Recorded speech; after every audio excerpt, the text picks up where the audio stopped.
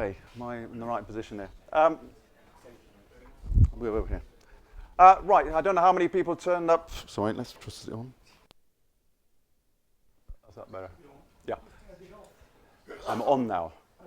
Yes. Anybody here in July might have heard my little talk on the electric universe? Yeah, we had a few. Yes, we had. Oh, yes.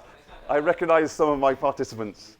Right, well, this time my aim is to look into the past and explore evidence about the Earth's past. Well, we'd cover some of these standard explanations, but I'm sure there's loads of geologists who might be able to contribute better suggestions than I can. Is there a better explanation?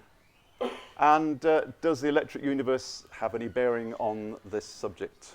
Okay. A little bit of revision for those who can't remember or who weren't here. I hope you can see in this dark light here.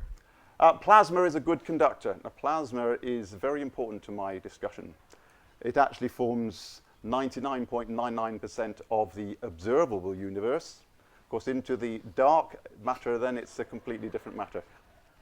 So it forms in various things here. You can see here an example of plasma. You've all seen a plasma ball. It operates in three modes: the arc mode, the glow mode, and the dark mode.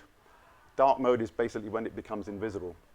And obviously you can see here, this is a lot of dust, but there are actually filaments of plasma in amongst all that dust there in that structure in space. The way that electricity gets around in space has been proven in laboratories is via the Birkeland current. And because it forms in filaments, they tend to form into pairs, and they tend to twist together as they travel along through space. And they carry electricity for vast distances. How do we know it's there?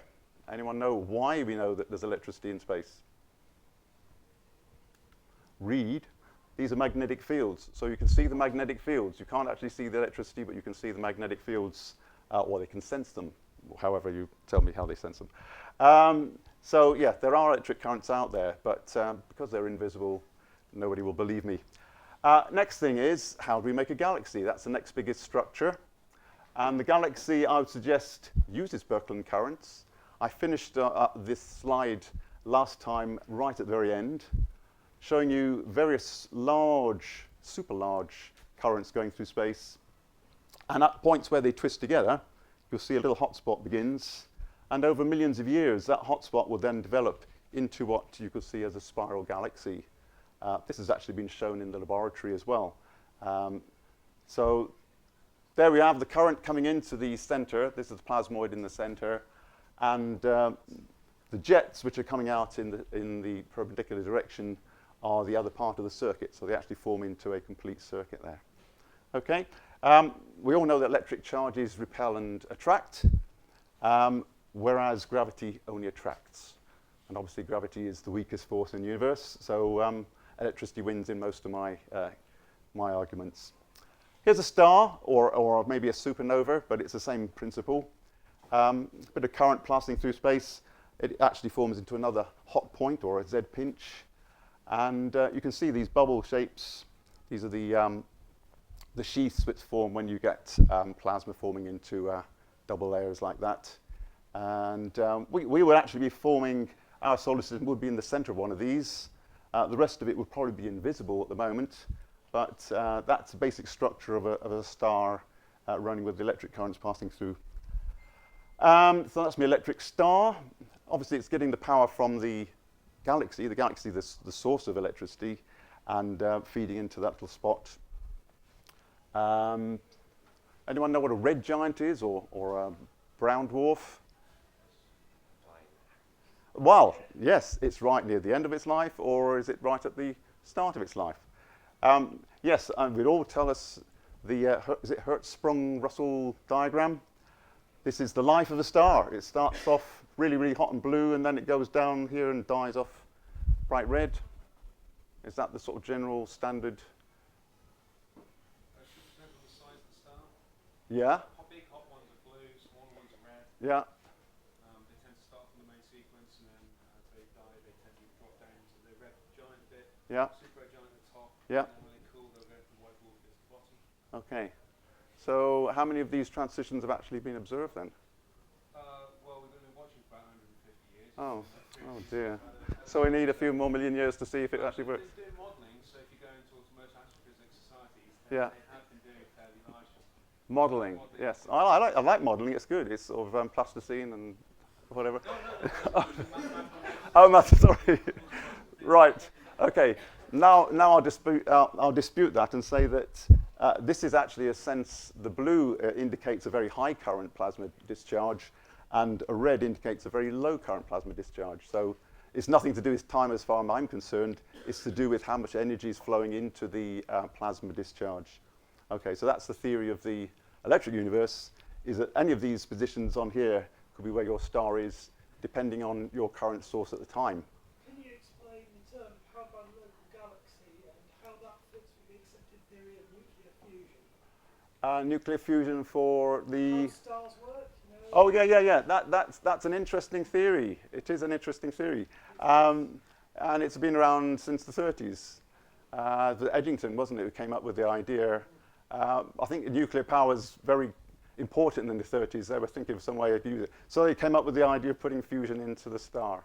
And yeah, the trouble with that theory is that not many of the things it predicts actually work. Since the sun is actually hotter on the outside rather than on the inside, it does seem to be law-like. The sun is actually getting its energy from the outside. So, for example, solar neutrinos are produced by fairies, are they? Yeah. No. Solar neutrinos are produced by nuclear fusion, which takes place in the atmosphere of the sun. Oh, right, despite it not being on the high pressure and therefore hot enough, right?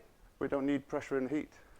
Well, nuclear fusion has been observed several times, including down the road Cullen, Yeah. small amount. Yeah, that's true. We could do nuclear fusion with plasma as well. As well. Yeah, plasma is another way of getting nuclear fusion. Well, I think both of them involve plasma. Yeah. Surely the surface of the sun is both too cool and at much too low pressure.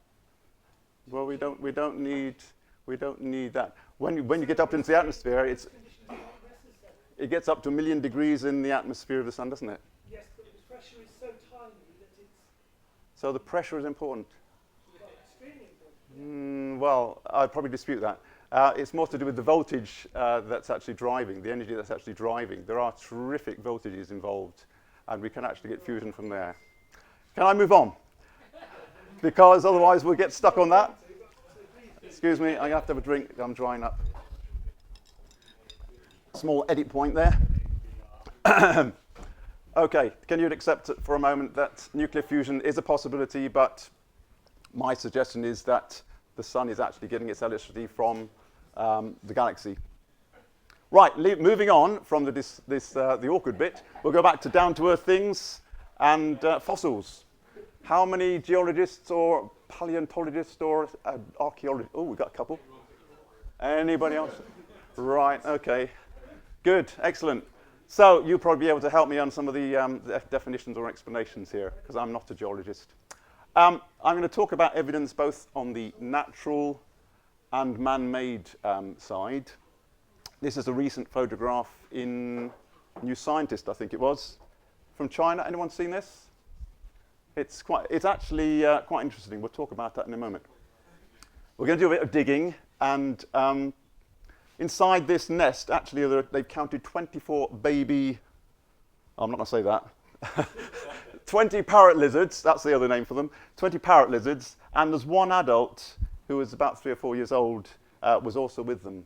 Now, if you can see that, it's about 2 foot wide, the nest, and every single one of them is facing almost the same way, but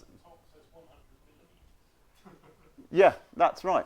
100 millimeters is 4 inches, isn't it? Yeah, so it's about that far, isn't it? So this is a situation where 24 creatures died almost instantaneously. They didn't have a chance to move from whatever was attacking them. And the explanation is that they were covered by some sort of flow. Whatever the flow was didn't hang around very long because they were dead and gone. Okay, going back to geology. Generally, for the Chinese fossils, it's thought to be volcanic. Yeah. Mountaineers in Japan last week. Yes. What, did they get covered over as well? Yeah. All right. How quickly was that? That happens in about 20 seconds. Yeah, exactly. So, halfway through their phone conversation. so most of these things I'm going to talk about happen very quickly. So the sequence that we see, there's the canyon for a start. This sequence is obviously what we all believe is the state of the Earth from the oldest up to the most recent. No, All right, now I've got it wrong already. Sorry. no, because you only go to 650. All right, there's a bit more down below. It's hot. Yeah, okay. In this small section of the Earth structure. But the idea is that anywhere you go, you should be able to drill down and find all these layers nicely, neatly. No. Oh, right. Oh dear. No. In general, In general. you should get older rocks below younger rocks. Yeah, that's what I thought. Unless they've been thrusted. Ah, You can get yes. older rocks The old thrusting above thing. younger rocks. Yeah. So I've got an example of thrusting. Oops, excuse me. There's a thrusting going on here, which is with the old rocks on top of the new rocks. That's in Montana, on the Rockies. This is Chief Mountain, which is an example of a thrust taking place, a nice old rock sitting on top of more recent rock. So all over the place we see these unconformities, don't we? Well, thrust isn't necessarily an unconformity. No. An unconformity is when the rock gets deposited, Yeah. eroded. All right. Yeah. The long term. Oh yeah. Unconformity and thrusting are two totally separate. Okay. All right. I won't get too deep then, obviously. Okay. Another situation is in the Grand Canyon where you've got I believe, There's an unconformity. yes, the newer rocks and then the older rocks above them. Yes, which is No, no. that shows an unconformity, which is younger rocks on top of twisted. Right. Nothing about age and unconformities. It's a Right. separate subject. Okay. Right. I'll keep my place. Good. So there is some disruption in the way that rocks are laid down, and obviously some huge powers have been involved in moving these huge lumps of rock. I mean, they're miles wide, these areas of rock which have been slid over each other. Huge powers over a very long time period, right? Possibly over a long time. So geological time doesn't require a huge amount of events. They just happen slowly. Okay. Oh yeah. Okay. So my suggestion is that it could be over a long period of time, or it could be over a short period of time, but it needs more energy, obviously, in a short space of time.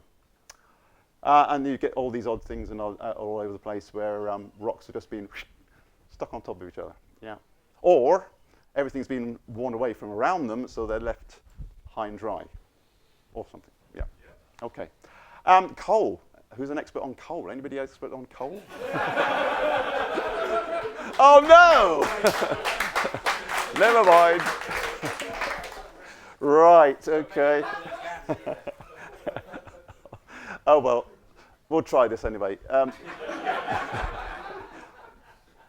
Accumulated, compacted, and altered plants. Would you agree with that as a sort of definition of coal? Generally, yes. Generally, good, excellent. We got something there. I suggest there's 4 types of coal, from the weakest brown coal through to the darkest, blackest anthracite, which we tend to put into steam engines and stuff. Presumably there's more energy than that. Yeah, it tends to be clean as well. Cleaner. Yes, it's cleaner smoke. Okay, so what vegetation went into all this lovely coal? Well, for instance, in the past, it might have been cedar trees, ferns, conifers, and something else. Oh, that's cycads. The next thing is, after that, what happened to the later seams? Any suggestions? Well, my suggestion is that just about every part of the world has contributed to this layer of coal. You've got stuff from the tropical areas, you've got stuff from the northern areas. There's just about everywhere there's a piece of wood gone into that piece of coal, or that area of coal. So my idea is perhaps it's not just from the local trees, but it could be from global origins. Okay? As in trees from one place being picked up and put down in another place and then turned into coal. Exactly. Absolutely right. There's evidence of that. Good. So we're on agreement there. Excellent. On a winner here. Okay. There's some evidence that certain coal seams are marine. So the Yes. idea is they came down rivers. Oh, yeah. Well, that's the second theory. The first theory is the PT theory. I don't know if that's still in current possible. where we get land which is flooded, then drained, and then we get freshwater marsh, and then we get peat over areas of several miles. Yeah? Yeah, the main difference is the temperature and pressure Yeah. it's being put onto, which condenses a thick amount of vegetation into something which then, over time Yeah. and temperature. So it actually takes a long time for this to happen. Yes. Yeah. Okay, so if, for instance, a foot of coal, I would suggest takes 12 foot of peat, and 12 foot of peat might need 120 feet of vegetable matter. Is that about right? Well, that really counts. I'm interested in coal. All right. So the after product is what we've done. Well, before there, we were suggesting that maybe a lot of vegetation was needed to make that 1 foot of coal. So how much vegetation do I need for maybe 50 feet of coal? A few miles, I presume, a few miles. 3 miles of capital. Yeah. It's a lot of materials needed to make 50 foot of coal. But of course, obviously, this is just one layer of soil. There are many layers. You don't tend to get 50 feet seams of coal. Well, you can get 12. You can get 12 feet and something like that. Yeah. Australia, you can get 12 foot thick seams. Yeah. So, yes, it's just an example. Millions of years then it takes, and we need various other things. That's the one you were talking about, the deposited by the flood job. Okay. So the alternative is that we get the flood bringing the material down to the, sorry about this, you can't see there. But again, we've got the same problem. We've got trees coming from all over the world, subtropical as well. The swamps are in the wrong latitude. We get marine fossils coming into our bits of coal. Sorry, Yes, go on. the swamps now might be at high latitudes, but they weren't at the time of the formation of the coal. All right, because the land was in a different, Yes. yes. Okay. Well, you mean saying because it was a long, long time ago? Generally, Far, far, far. Yeah. yeah, Carboniferous, generally CO2 levels way above what we've got now, Yeah, so the yeah. productivity of vegetation was a lot higher. Okay, good. So the cyclotherm, the cyclotherm is the alternation pattern, isn't it, between the coal and the normal rock? Yeah. And you can get up to sort of 50 odd or 100 cycles found in some areas. I don't know where, but Yep, generally laminated. to be related to things like Milankovitch cycles, which is the wobble of the Earth's All right. orbit around the sun. Yeah. About 13,000 years. Oh, blimey, we've got to talk big numbers there. Excellent. Right, and obviously these cover huge areas as well. These areas of coal can be massive, apparently. He's looking at you aghast there, but never mind. Anomalies then. Has anyone heard about the polystrate fossil tree? In other words, in some areas of coal, you can actually find trees trapped between many seams or strata of coal. This is a complete tree spreading out over several layers of coal. So if you could find a tree that had survived that long, so all these thousands of years for each layer to be made. Well, no, you just need an environment where it doesn't get biodegradable. Okay, all right. So one tree doesn't go rotten for a few million years then? If it's in the right occasion, yes. I mean, Okay. you can still find sandwiches in submarines Yeah. 10 years after they've been left there. Okay, yeah, yeah. There's not, But I thought we were talking about millions of years to make this coal, not just 10 years. We don't have million-year-old submarines to go and find. Okay, all right. Okay, well, that's a possible solution. A possible solution then.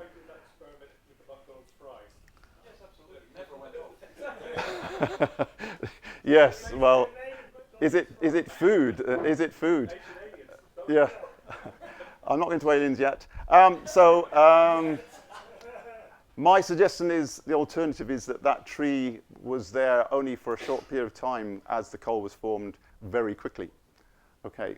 But then you would find differences in the fossils in different layers, and you can actually age them via the layer within. Oh, okay. So they're using the fossils to find the age of the strata.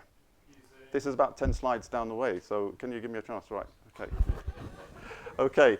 What was I going on to next? We've done that. Boulders. Yeah, you obviously find lots of boulders in coal as well. Yeah, bits of rock. That tends to come from all over the place, different types of coal, rock from great distance. Anything else? You could find, well, insects, reptiles, any sort of fauna inside coal.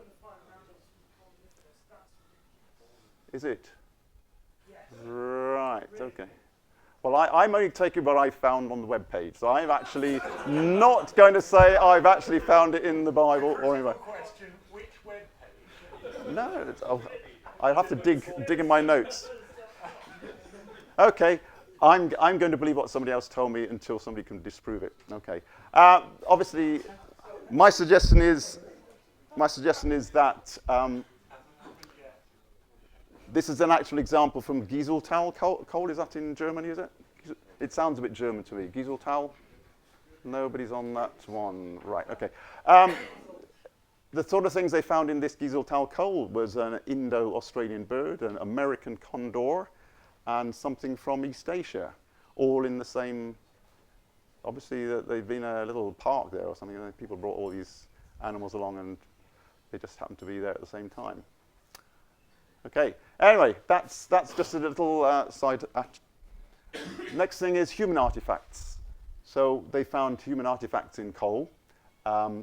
This steel cube has obviously been machine or handmade by some human.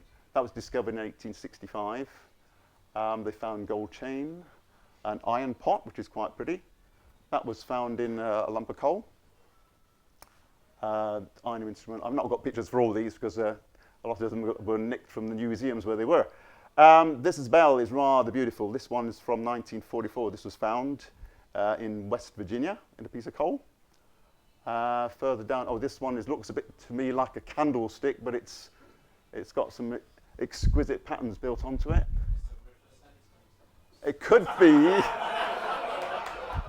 That's actually, yes, they actually predicted Andrew's design there, actually, quite good.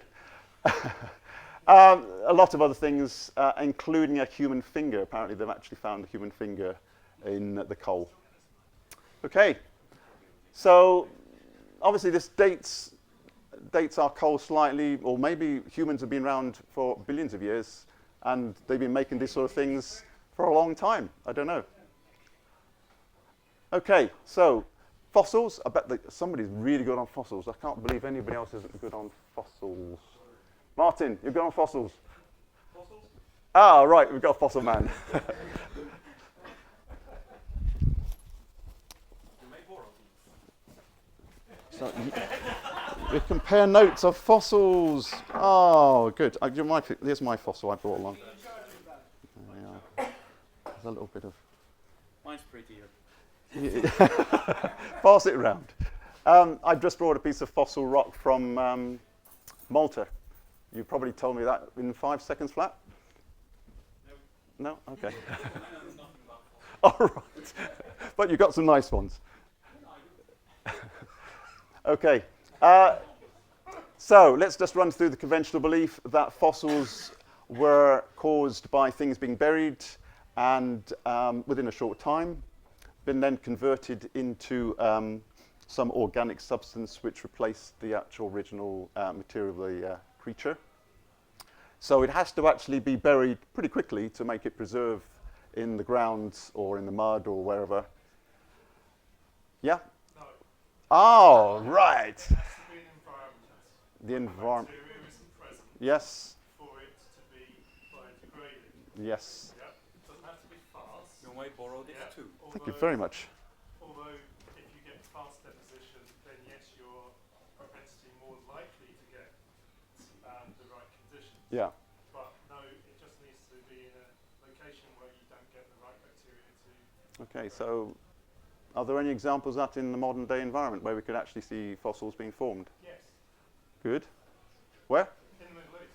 In the Middle Yeah, East. if you go to Dubai today, Yeah. there are the right conditions of Dubai, and there's rock that's coming up with beer cans in from the 1940s. Yeah. Because the right conditions to create the rock, Yeah. are present, and as sand gets deposited, beer cans are being deposited, and there's rock coming up with beer cans. Rock. Well, it's hard. You can hit it with a hammer, it makes a ping, Yeah. which is what most people define as rock. Okay, right. So a bit like concrete sort of field. But it's rock. It contains casts of shells. Yeah. Yeah. It contains a calcium carbonate cement, and it also contains beer bottles, beer caps, etc. All right. So there are fossils being formed. Excellent. It certainly does require unusual circumstances, as you said. And we don't have scavengers, decay. Nothing of that can happen. But as you've just said, that Hutton definitely said out nothing took place which doesn't take place at the present. So it's still going on as it was before. Okay. So where are the modern fossils? Well, the modern fossils are now in the Middle East. Well, there's some in the Middle East. Yeah. If you go to the bottom of the Ganges-Brahmaputra River, and chances are this fossil's been deposited. Yeah. Or the right conditions Uh-huh. are being deposited, but obviously it's below water at the moment, Yeah. so Yeah. chances are you're not going to see it. Okay. Right. Okay. That's done that one. So there are some inconvenient facts about fossils. They tend to be found in large unbroken areas, and What do you mean by that? large unbroken areas of fossils. So you tip down in the same strata, you find fossils over a large area. The right conditions are there for the fossils to be Exactly. Yes. preserved. Yeah. Okay. So they show very fine detail. Yeah. And again, sediments don't tend to show the age of rocks because you can't actually do. Hmm? What do you mean sediments do not show the age of the ocean? Because it's very difficult to actually date sedimentary rocks, isn't it? Right, but there are plenty of places where sediments are being laid down every year. Yeah. There's a document from like 1950. Yeah. You've seen the levels of strontium, what have you, from nuclear testing in the 1950s. You can see every single age each year. Yeah. Like in what's one of the lakes in Cumbria where this happens. Excuse me a minute. I'm just going to get my There's drink now. like loads of examples of sediments being laid down year after year. You can see within people's lives. Excellent. Okay, so does that show the age of the ocean, though? It doesn't show the age of the ocean. It shows you a mechanism which is doing this. And Yeah. where you can see layers being laid down every year. Okay. Good. But it's happening right now because the Yeah. Yeah. Okay. long Forever. Yeah. Okay. Sorry, the last point on your thing there about radiometric dating. What is that? I believe that is carbon dating. That's what they're talking about. explain why. Nope. Okay. Because I'm only taking this information from somewhere else. I'm not going to say I become an expert. Full of carbon, right? Yes. Well, Yes. generally, if you send it off, if you're drilling and you send off samples to be tested, Yeah. for the last 300 million years, you can get down to 1 million year. Plus or Yeah. minus, Yeah. Which Well- is fairly good age indication. Can definitely tell you if your rock's upside down or not. Yeah. Yeah. Okay. Well, I agree that there is a medium accuracy, but not a terrific accuracy on radio dating. Well, 1 million year in 300. That's fairly good. That's less Well, than 1%. only assuming that the structure of our strata is actually as we said No, it is. that's from carbon dating, from isometric, from... That's not assuming, that's demonstrating. So I'm just trying to check this carbon dating. How do we actually confirm how it works? Well, by observing the levels of carbon-14 in the atmosphere, is that right? Yeah, yeah, yeah. So in other words, we need the atmosphere to be fairly consistent and constant for the carbon to decay in a certain Well, rate. in Antarctica, there are conveniently loads and loads of bubbles Yeah, in the ice, yeah, which contain samples of the atmosphere going back tens of thousands or hundreds of thousands of years. yeah, Right? So all you need to do is measure the levels of C14 in those bubbles, yeah. literally see layers of ice. Okay, So there's a record that goes back maybe not millions and millions of years, but Yeah. a fair way yeah, in there that gives you a fairly good idea of what historical levels of C14 are, or where we know what the radioactive decay rate of C14 is. yeah. Just to observe it in the lab. Right. So, going back further is simply a measure of making some Right, yes. historic levels of C14 in the atmosphere, but with a lot of data to back it up. Yeah. Antarctica is Yeah, yeah. Okay. The only thing I would say was the assumptions that you're making are that things are being fairly uniform in their. There isn't a single record that goes back to like the dawn of time, Good. but there are many overlapping ones. Yeah, yeah, yes. You can check against each other. Yes, I've talked to the tree ring expert, and he's convinced that his tree rings go back thousands of years. Well, indeed they do. Yeah. Although one tree may not last that long, Yeah. there are other trees Yeah, that yeah. will, and then you can overlap. Yeah. Unfortunately, some of the trees don't have an annual cycle; they have a monthly cycle. They're not all as he predicted. So that's David Bailey, not David Bailey, Professor Bailey. Right, there's other things we can find. Fossils are in huge numbers in some areas in America and China, and all these lovely creatures obviously died in nice, gentle circumstances and just happened to be in the same area at the time when they were buried.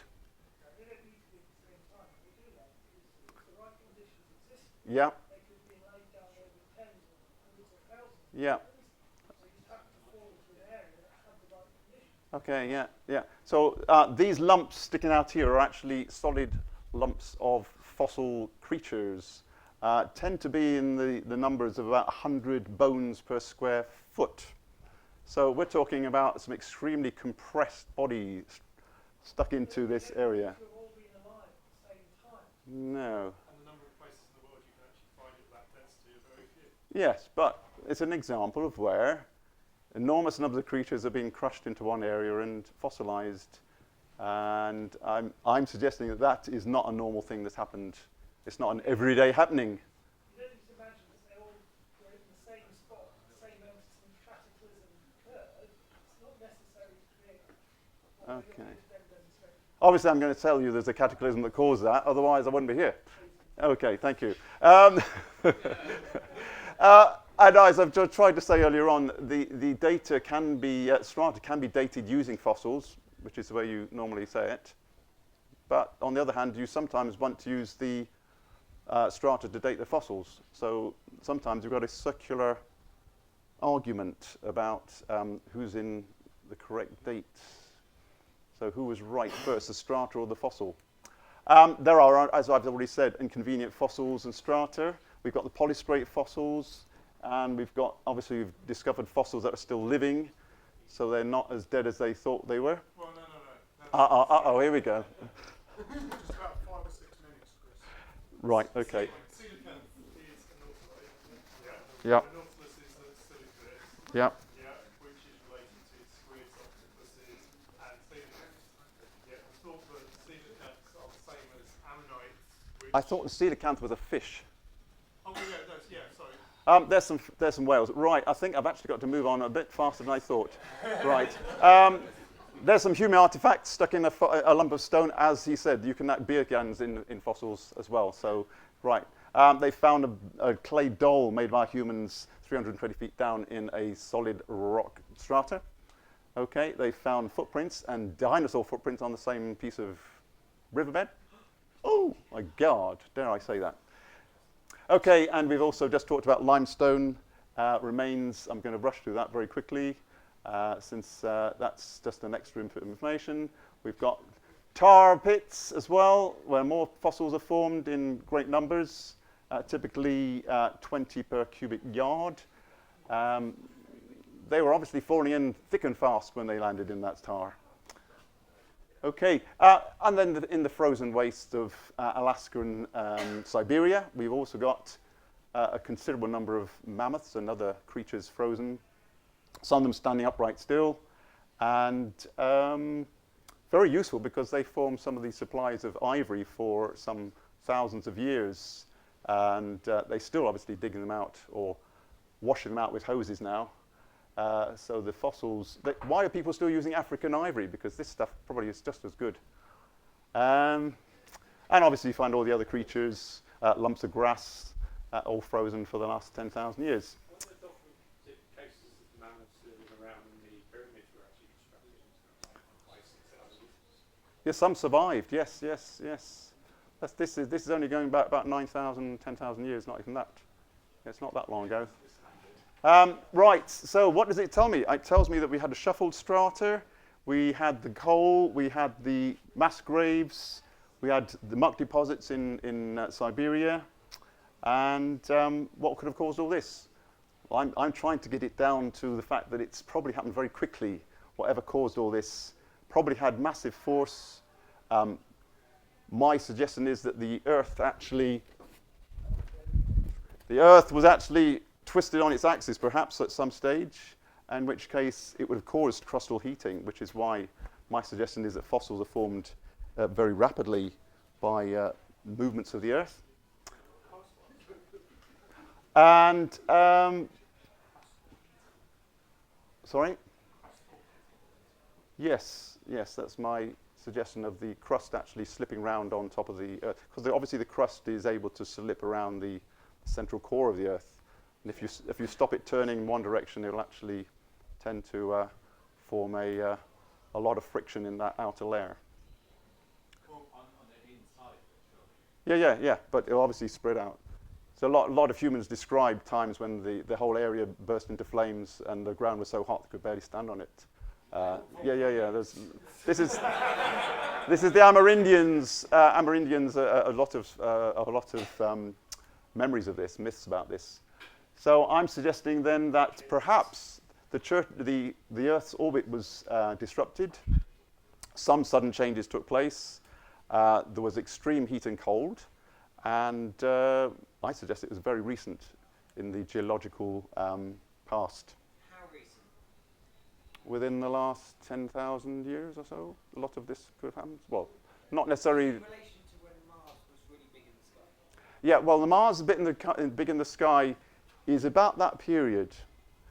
But I'm not going to cover that bit complete today. But I'm glad you brought that up, because I had not got a slide on that this time. Okay, but yeah. So this guy was the one I tended to use for a lot of my information. And Velikovsky did the Wilson collision, which was to do with the Jews escaping from Egypt. And he did the Earth in upheaval, which nobody's seen yet. But it's actually very interesting because it contains a lot of the geological evidence which isn't in the textbooks. So I'm going to rush on this one. Anyone seen these pictures of the structures under the sea off Japan? These big, huge, ginormous structures, which look like they were built by, particularly large humans. Possibly, but I'm not going to go into that subject. Anyone seen the Göbekli temple in Turkey, Anatolia? This was recently discovered. They're estimating it's about 10,000 years old. Unique in the design of these carvings. But what is really unique about it is the whole site was actually covered in soil. It was actually filled up to the tops of the stones. So the humans who actually built it were aware that they were going to be deluged and protected their temple by burying it. So it was only recently discovered by farmers chipping on these bits of stone. So something happened and humans knew about it. They could see it going to happen. And possibly it was an astronomical event. So they could predict it was going to happen. Sorry, what means they could see it coming? All I can see is something 10,000 years old that's covered in soil. Yeah. That doesn't seem that unusual to me. Well, you think the soil just got there on its own? Yes.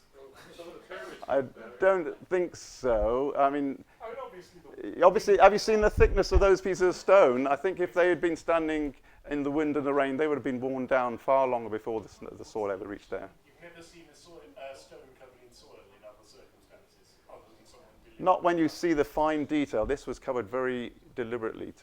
And I'm going by what the geologists said. This was in the New Scientist. Only talking about what the geologists said. They obviously had evidence that the soil was all from the same period and not from several strata layers. I'm only reporting what I've read. I'm not. What that evidence was. We have got.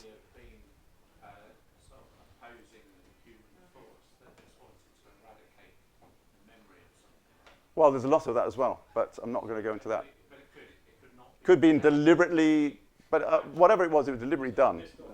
Yes. Right. Yes. Don't want that temple anymore. Let's cover it over. Yes.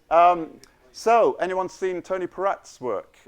Anthony Peratt, he's a doctor based in Los Alamos.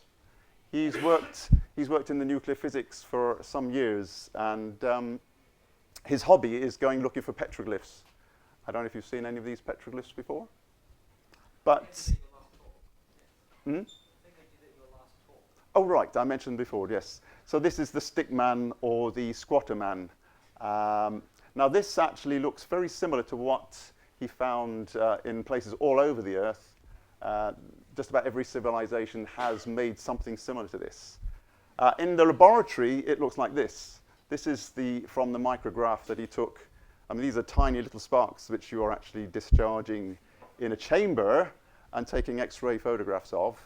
But you can see that image, if you cut through it, that is what people were actually seeing, but on a massive scale up in the atmosphere. Okay? Do you agree with that? Well, why would people in different parts of the Earth see the same thing at the same time? Well, possibly at the same time. Yeah, you could say that. Well, I'm only showing you one of the many different shapes. But the Arizona petroglyphs are on the side of the cliff. Yeah. So you wouldn't see it from space anyway. It's at the wrong orientation. Okay, so what he's saying is that they did them as something so the aliens could see, was it? Well, no, it's on the side of a cliff or a valley. Right, I'm sorry guys, we'll see you in the near future. Yeah, if you actually go into how he actually found these, they were all on south-facing rocks. So all the carvings were actually on south-facing rocks. And Look at the ones facing east, west, north, and south. so very, very few of them were actually facing any other way except for due south. Sorry? Evidence are on the south-facing rocks? Where are you getting that from? Well, I spoke to the man himself. He came to UK in 2007 and I actually recorded a video of him, and he gave us all the compass points and how he did it. He plotted everything on GPS, and every single one pointed exactly to the south. And his theory is that what they were looking at was so bright that it had to be done shielded from behind a rock slate. No, these were people standing any part of the Earth looking at something in the southern hemisphere, facing south. If you're standing on the South Pole, where do you look then? Well, unfortunately, they haven't found any there, but they have found them in between. All of these were found by the same person. No. There's teams of people going around the whole world looking for these. There's lots of people. It's not just one guy. You did just say it was. Hmm? You did just say that they were all observed by him. No, I'm saying he's compiled. This is his hobby, to compile them all. He's using, obviously, the big works computer to put them on. He made the theory first and he found the evidence later. No. I think it was He started off working in Arizona. This is what he saw. He was actually he lives in Arizona, and this is what he saw on the rocks. so he found one in Arizona and then went around the world looking for more that were like it and found some. Yeah, yeah. He should have tried the heart shape. There's lots of other shapes, as you say, but not the heart shape. Hmm? So, to find people, they all start at the North Pole and start walking south. Then when they saw one, they went, that's it, and that's why they only see ones on one side. No. He's been in everywhere he's been. He's tried to find them on every other rock face, and the only rock face with carvings on is the one that's facing south. So wait, hold on. If they've only been found on north-facing rocks, what happens if, as we were saying before, south-facing rocks, what Well- happens when the rocks, as we said before, which could shift? What if the rocks have rotated since we had... No. I mean, we're only talking about the last 10,000 years, not a long time. Anything like that can happen in that short space of time. Yeah. So of that, In fact, Yeah. you did say all of this happened in the last 10,000. No, I'm not saying. No. Yes, I'm saying examples. Yes, okay. Well, I'm trying to build up to the fact that there's been a sequence of things happening, and some of it's happened in the 10,000 year zone. Okay. The word fact quite loosely. Yeah, facts are flexible. Okay, so yeah, the squatter man is a typical shape. If you look at the close up here, you find that there actually are 56 filaments within this shape. In fact, in this case, it's 28. Just a quick Google. If you Google petroglyphs facing north, you find loads. Yeah, but are they of this particular object? Most of the petroglyphs are on the north face of the canyon, along the west-facing cliffs north of the mouth. Yeah, but are they these particular? There's lots of other things. We're only taking about these particular images that are talking about this particular shape. I mean, they were chipping away at making petroglyphs of anything they felt like. The big sun wasn't Yeah. Oh, they got bored, so they had to chip something. Yeah. Chris, just Yep. a couple of minutes. Okay. Right, that's my suggestion, and that the same guys that saw this in America also saw it in Australia, and the lineup between them is so precise that you can't actually see the difference. So two people in Australia and America were seeing the same thing in the sky, and you can actually line them up precisely. So, sorry, what were they seeing? They were seeing something like this in the sky. And that's what caused the fossils. It's linked up with the fossil making process. Right, and the people who saw it survived. So very few. I'd imagine that the numbers were very small of people who actually survived. Unfortunately, the ones who could carve. Yeah, we had a few guys who were good with chisels. Don't you remember the 56 stones in the Aubrey circle of Stonehenge? And the same idea in Avebury as well. The number 56 is quite consistent on that front. Okay. So yes, I'm going to rush through because really we are running out of time. That was a modern example. How many of these questions can I answer well? I had given myself 25 minutes to do this, but it's actually working out a little bit short of time. Some of the shapes I'm talking about here are some of the planetary gods which each civilization had. And what is quite interesting is that each of these has got a thunderbolt shape. That's what we tell these three-fingered little things are typically used to represent thunderbolts. And you find them in all the different cultures.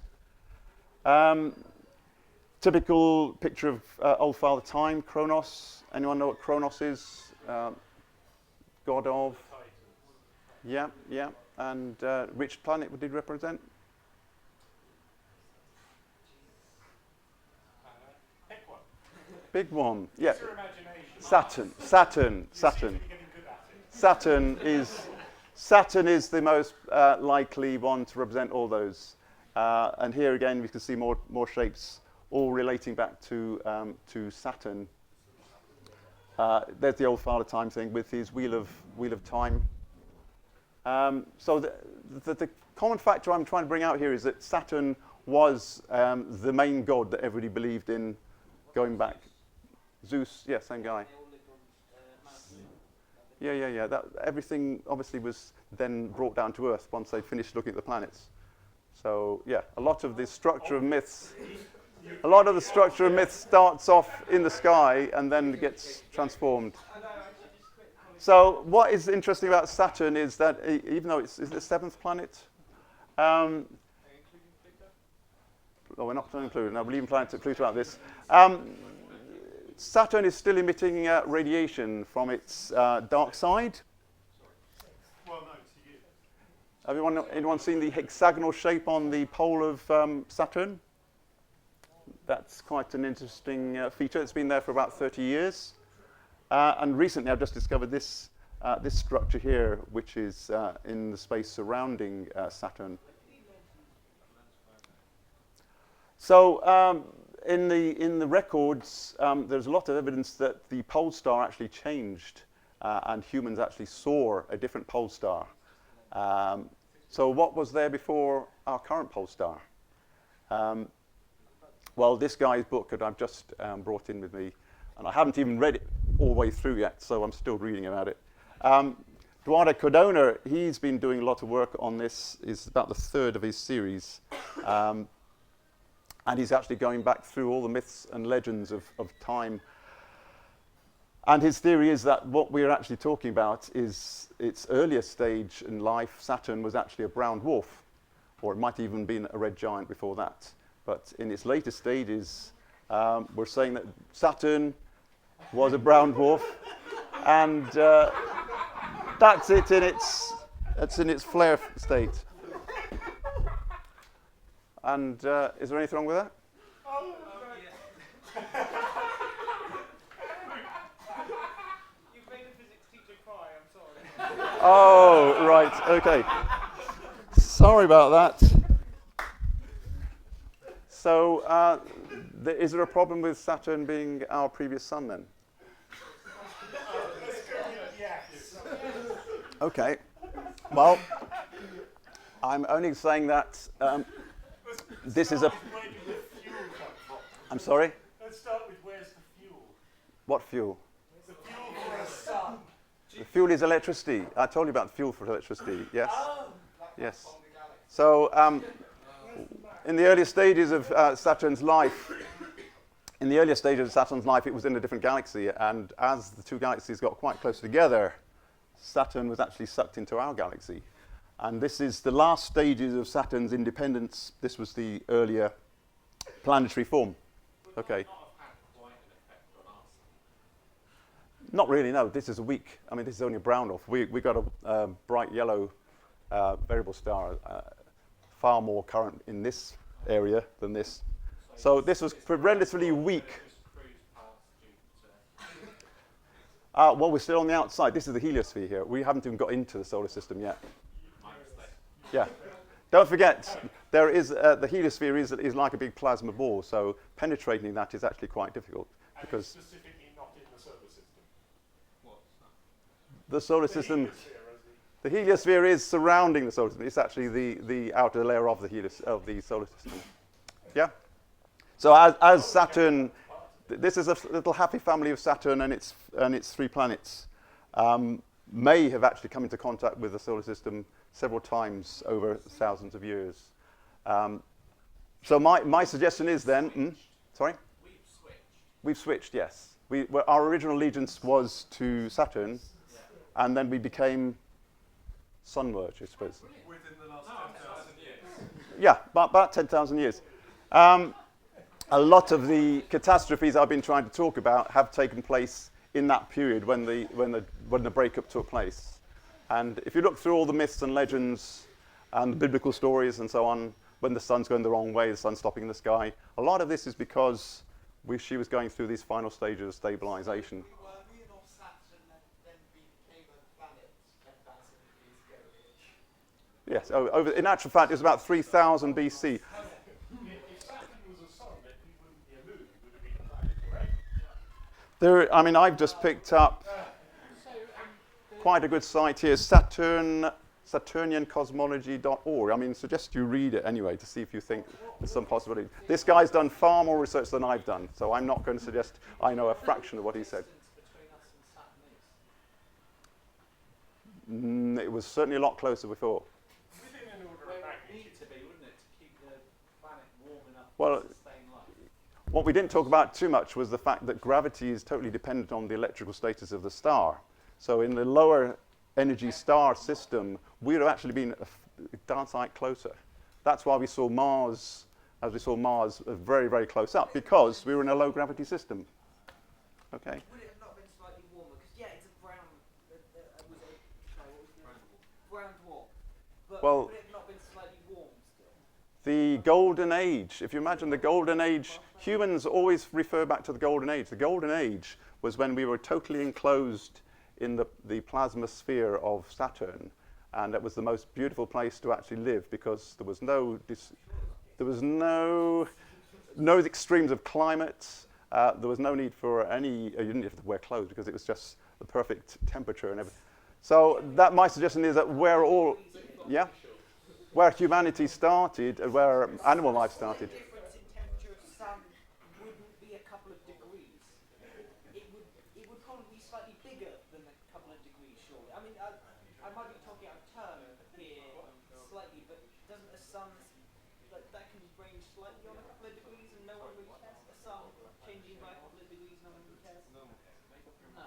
But being slightly closer to the sun, that would probably warm you up more than a couple of degrees, say a couple of... No. I think this was a very mild source. It was seen as being initially. A mild source that is closer than the current sun we have. Yeah. The sun is far, far brighter than this thing. This thing was very dark. The actual original name for Saturn was the black planet or the black star. Yeah. If you look, guys, we're overrunning. Yeah. My hands are my watch is still. Okay. I know there's a lot. I'm trying to put a lot across in a short time. This is the shape that this guy, I've forgotten his name, has actually produced. And this is showing the pathway he's suggesting from all records that we actually took as we got closer and closer to our current position. So this is 9,000 years and then coming down to 4,000 BC. That's So the Earth. that's the Earth. Yeah, we were one of the three. Yeah. So what they were seeing in the sky was the tail end of the electrical. But if you're on the Earth, you Where's the sun in that picture? The sun is way off down there somewhere. It's not in the picture. but if you were on the Earth, you wouldn't see that picture. You would see nothing bright. You'd be looking up this thing, this great big sort of tube thing. So you wouldn't. Because look at the size of your tube compared to the size of the Earth. Yeah. All you'd see is dull, bright, if you go as you process Yeah. Well, 9,000 to 4,000. I'm not saying he's right. I just picked this up. I just picked this up this afternoon. But it is a suggestion. It is a suggestion that that's one of the reasons why they could see this shape. But Okay. if you were on the Earth, you wouldn't see that shape. Well, I've only just picked this image up this afternoon. But just So place yourself at 9,000 yeah, and look at wherever you think the plasma stream is coming from, yeah, and you're not within the plasma stream. that's right. Yeah. So you now go to where you are at 8,300. Yeah. And you're within the plasma stream. Yeah. And then as you process down, so between 8,300 and 4,200, Yeah. you wouldn't be within your plasma stream again. Well, in actual fact, so nowhere within that diagram would you see that. But what we're saying, this is not a fixed shape. This was actually decaying as it collapsed. So But what if we you were seeing was. If you're on the Earth in that diagram, at no point could you see that diagram because you're within it. I think he's probably got it wrong because I think we were actually further up the column. But I think we were somewhere in that column because there are records. Anywhere within that column, you can't see that column. You have to be outside of the column to see it. Not enough. We were intersecting it at some point. We could see the 56 filaments, I think, because they were actually impinging on the atmosphere. They were actually impinging on the atmosphere, and it's at the point where this is synchrotron radiation going on here. We were seeing the synchrotron radiation where it was actually affecting the atmosphere. I can see you're not totally convinced.